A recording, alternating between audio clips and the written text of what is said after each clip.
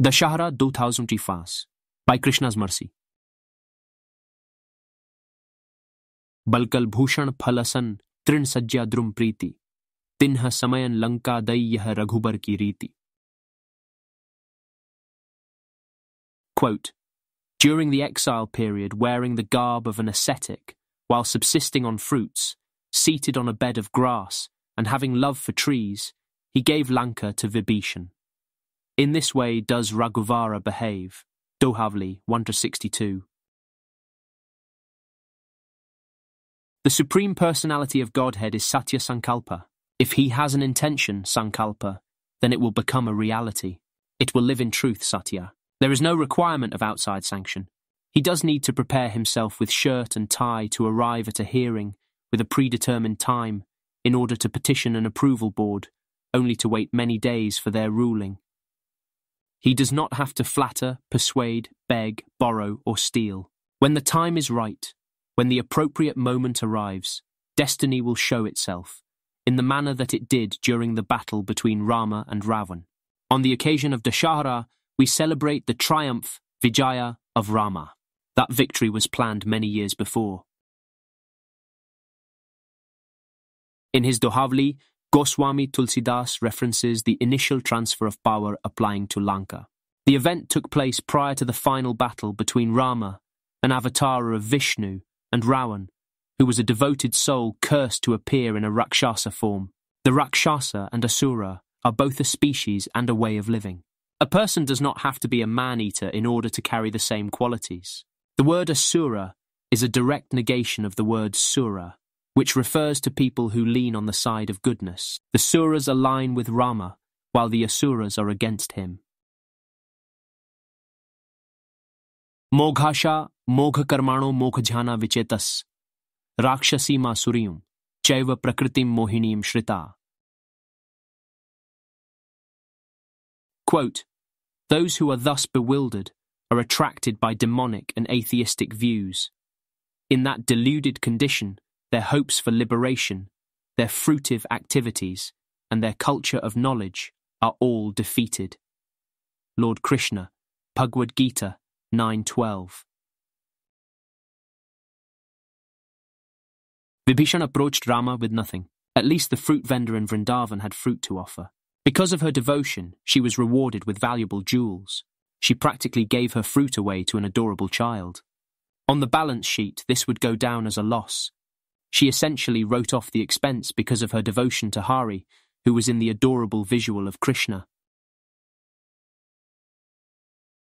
Phalavikrayani tasya chutdhanya karadvayam phalair purayad ratnai phalbhandam puricha.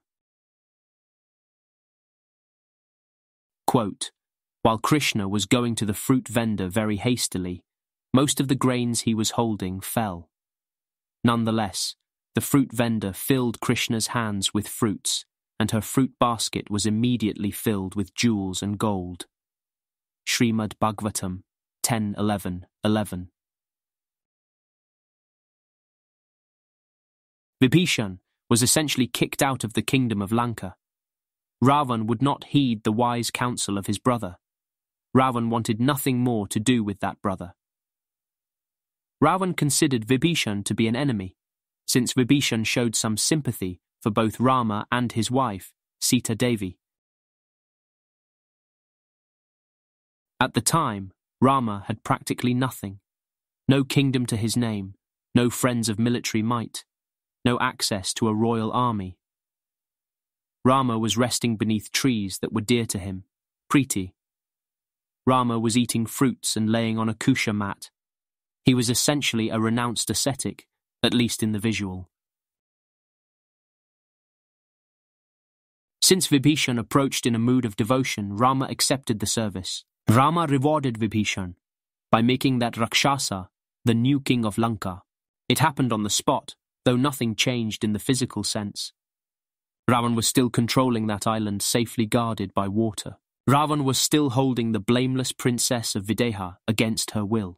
Ravan still had the Rakshasas carefully guarding the area, lest any heroes attempt an intrusion. Of course, Sri Hanuman had already penetrated the fortifications. Hanuman had already set fire to the city, in an ironic twist of fate. The very tale that Ravan had set on fire to humiliate the messenger, Ramaduta, was used to cause havoc and destruction. There was still some intelligence applied, as Hanuman intentionally skipped over the palace belonging to Vibhishana. This was also the way in which Vibhishana was later accepted. It was through the recommendation of Hanuman. A representative could vouch for Vibhishana's character. Rama gave the kingdom of Lanka to Vibhishana, and the reality would manifest at a later time. It was like waiting for an inverted hourglass to run out of sand. Destiny was already set. The wheels of change were in motion. This picture is also symbolic of the way the universe itself operates. The same Supreme Lord is lying down without a care in the world. He is in the Vaikuntha realm, relaxing with his close associates. Meanwhile, countless universes come into being, remain for some time, and then withdraw back into Vishnu. All of this work takes place, at the grandest of scales, inconceivable to the mind, and yet Vishnu is not fatigued in the slightest. He is not affected at all, since he is always above karma. Na chama tani karmani nibadhnanti dhananjaya udasina vad asinam asaktam teshu karmasu. Quote, O Dhananjaya, all this work cannot bind me. I am ever detached, seated as though neutral. Lord Krishna, Bhagavad-gita 9:9. The official transfer of power could have taken place in the manner that happiness and distress arrive on a schedule, akin to the changing of seasons. The results to fruitive activity, karma phalam, could have devastated the plans of the wicked Ravan. In the normal course of affairs, the Supreme Lord would not have nothing to do with the shifting ups and downs. But Ravan is a special case, as he received the auspicious vision of Rama releasing arrows in defense of Dharma. The occasion of Dussehra celebrates the long-anticipated victory of Rama, and that image of victory includes a defeated 10-headed king of Lanka. Because of his inclusion in that image, the memory of Ravan can also be considered auspicious. In showing the limits of the Asura behavior, in giving an honest try in the foolish and hopeless endeavor to become God, Ravan helped to bring about the wonderful vision of Rama's arrows of precise flight and strike. Those arrows are itself like units of time, which destroy the plans of the cruel.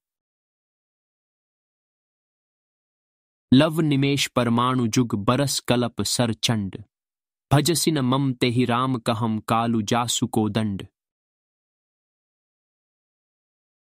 Quote, Mind, why are you not worshipping Sri Rama, whose bow is like time, with weapons of arrows representing the different units of time, such as Paramanu, Lava, Nimesha, Barasa, Yuga, and Kalpa.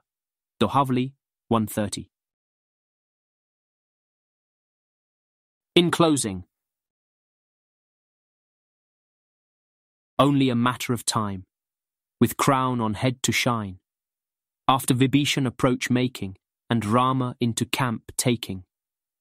Dussehra occasion as known, where brilliance in battle shone, those arrows like fire to release, the world finally settled in peace.